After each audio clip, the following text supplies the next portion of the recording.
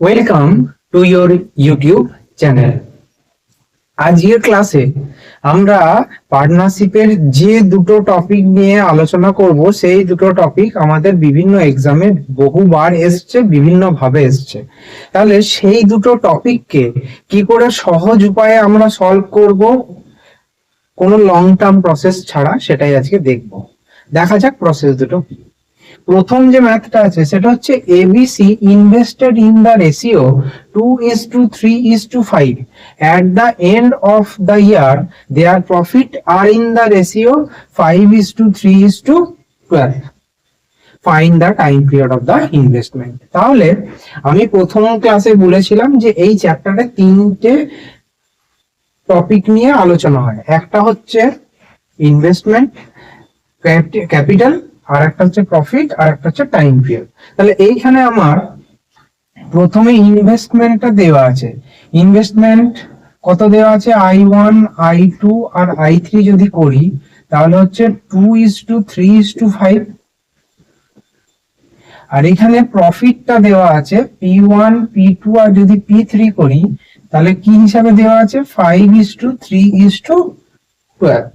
দিয়ে আমাকে যেটা বের করতে দিয়েছে সেটা হচ্ছে T1:T2:T3।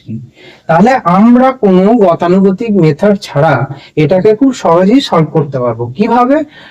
Ratio of time will be P1/I1, P2/I2 and P3/I3। তাহলে P1 টা কত আছে এখানে? P1 আছে 5/2 3/P2 হচ্ছে 3/3 and P3 হচ্ছে 12/5। তাহলে এখানে আমার এলসিএম হয়ে যাবে 3/3 মানে 1, এটা টার্মটা 1 চলে এলো। তাহলে এলসিএম হচ্ছে 5 দুগুণে 10। তাহলে 2 5 10, 5 5 25 is to 10 একে 10 10 is to 5 দুগুণে 10 12 দুগুণে 24। তাহলে 25:10:24 হয়ে গেল আমার টাইম পিরিয়ডের রেশিও। তাহলে কত সময় ধরে টাকাটা ওয়ার্ক করেছিল? 25:10:24। এটা একটা মেথড। আর একটা মেথডে কি আছে? ABC invested for the time period in the ratio 5:6:8.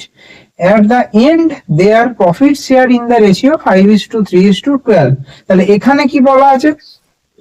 এখানে বলা আছে T1:T2:T3 5:6:8 আর প্রফিটটা P1:P2:P3 দেওয়া আছে 5:3:12।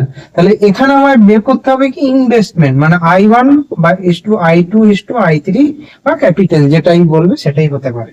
তাহলে এখানে ইনভেস্টমেন্টটা কিভাবে বের করব? কোনো রকম মেথড ছাড়া, জাস্ট P1/T1 P2/T2/P3:P3।